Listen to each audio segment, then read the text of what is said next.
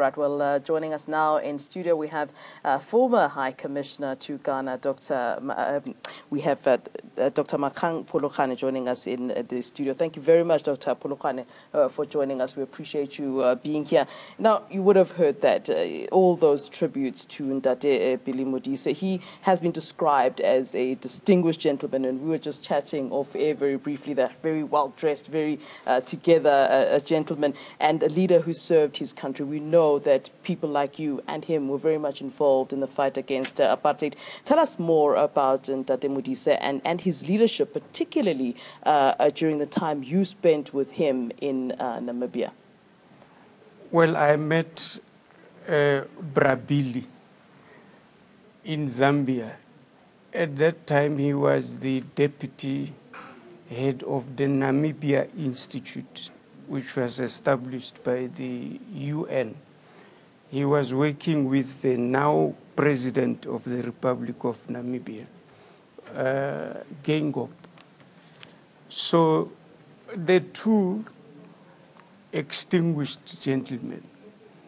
And it was no surprising that the late Jackie Silibi fought for Uncle Billy to become Chief of State Protocol, because he also knew him from Lusaka as a scholar, as a distinguished person who served the ANC in Sweden before he assumed the position of High Commissioner Ambassador after the liberation of South Africa. And those who worked with him in Canada, they speak of the excellence that follows his life.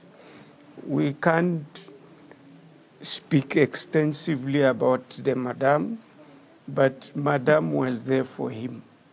And I know them. We have had meals at my house together to think about Lusaka and other places. Well, I was in Romania for 8 years and went back to Lusaka.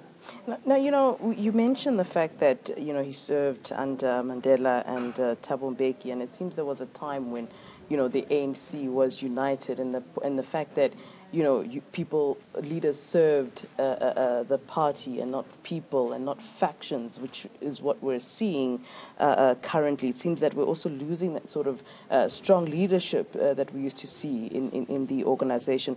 What is your perception of where the ANC is now, and what did Billy, as you've called him, think of this current leadership and the problems that we see playing out as well in the media, in the ANC? And would you have sort of, you know, you say you sat together and dinners and that, would you kind of have reflected on that, and would you have thought, did we groom the current leadership adequately for what was to come? There was one old man we were with in Lusaka. He passed on there, and Tate Mutsabi. Yeah. He insisted that the only difficult time in a revolution, it's when the enemy begins to retreat. Then we show our own colors.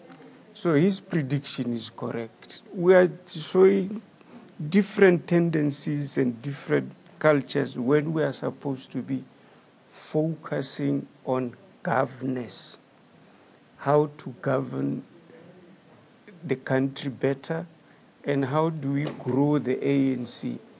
Africa and the world look at ANC as the longest surviving political organization. Liberation movement. Yeah. Yeah. But we are busy twisting to the anarchical side. We hope the ANC will regain its strength.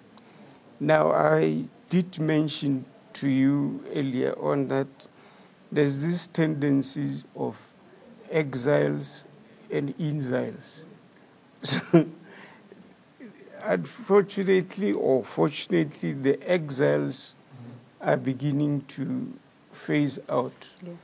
There are few people you can mention, like Jeff Khadebe, but most of the people who were in the country and who formed the United Democratic Movement, which was assumed by the ANC. Some people still say it was a wrong move because the ANC merely consumed the local organization, which actually fought washing by washing with the regime. The ANC was focusing more on armed struggle, international sanctions, sporting boycotts, which President Tambo did very well with Thabo Mbeki, a very seasoned diplomat for that matter. But Uncle Billy, an academic, a scholar of note, and a diplomat par excellence. Are you worried about the fact that there seems to be this shift from what we know in your generation, the exiles who were particularly educated intellectuals? Dr. Phologane, your track record is also quite a great one as well. Is there a concern that the shift, the move in terms of it's becoming more about who you're linked to or connected to or which faction you're with, as opposed to the quality of leadership that you can bring? Are these not aspects or issues that you would have had conversations with Ntate Billy Modise? The one part, the exile leadership, belongs to ages. They left 62. We joined them in 76. The Spiwe Nyandas, General Nyanda, Ambassador Weli Lentlapo. These are new leaders who are analyzing, talking more about the ANC that we know. Well, we were united by the fact that we had a defined enemy. Yeah. Now that defined enemy has disappeared. So different tendencies divide the ANC. There was a time when socialism was not the policy of the ANC, but we were taught about socialism.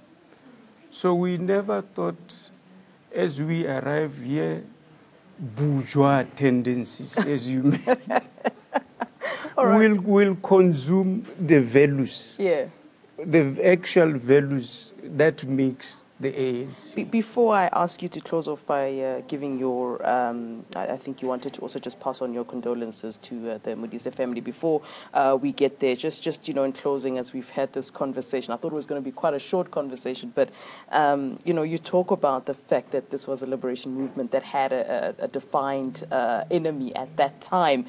Is it possible, and this is a question I think I've posed quite a number of times to ANC veterans, is it possible that the ANC as an organization knew what to do as a liberation movement, but may have perhaps struggled from being that liberation movement and then coming out of that and having to be, the government, and now having to be in that position of those that, that they were fighting essentially? Two friends, Oliver Tambo, Nelson Mandela, both lawyers of note, worked together. They were separated by the exile and prison period. Now, Mandela was revered. You couldn't criticize Mandela. They would say, oh, leave the old man. We say, but we may have another president that we can criticize. Yes.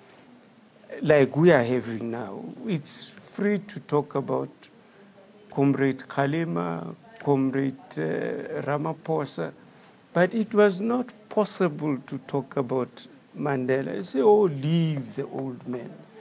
And we led ourselves to that comfort, Right. which we cannot now enjoy.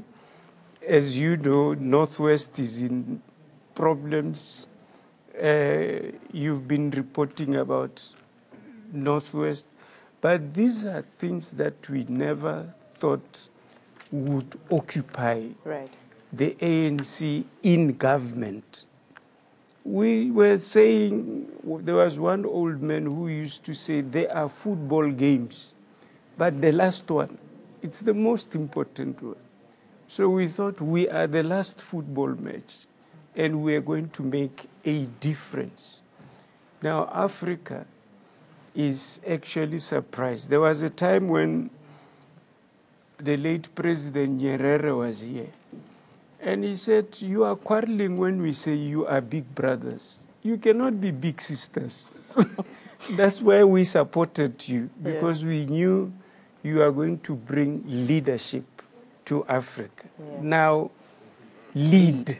Yeah. Yeah. Don't be shy. Now, just in closing, then, I know that the main aim of this conversation was for you to, of course, talk about tribute to Ndate Billy, as well as to pass your condolences to the family. And I think we should pass on our condolences to people like you as well, who've obviously lost your comrade at this time. But what would you like to say then to those who are at this time in mourning? Well, first we have to pass our condolences to Comrade Yoliswa Modise, the remaining spouse. Well, they lost a daughter some years back, Buntle. Yeah. Now, Uncle Billy is gone, and Comrade Yoliswa is not young. Not as old as Comrade Billy, but it will take toll on her. We think we will support her now until the funeral and beyond, because they took care of us. They also took care of the person you might have heard of, Johnstone Mfanafuti Makatini. He would have been the first South African foreign minister if he didn't pass on in exile. But they took care of him when he was not well. A caring family, which was not living a typical exile life, because Uncle Billy was a lecturer at the Namibian Institute and moved straight into diplomatic service, protocol, a scholar, and I can repeat more and more, a scholar par excellence. Yeah, we hope there'll be more of that. Thank you so very much for coming to talk to us. Dr. Magang Phologane Ntate, we appreciate your time and coming through to come and chat to us today about Ntate Billy Modise. Thank you, and condolences to you, your friends, your comrades, and of course his family as well. Thank you. Thank you very much. You can remain seated, sir. Thank you. All right, let's take a short break. Just stay with us.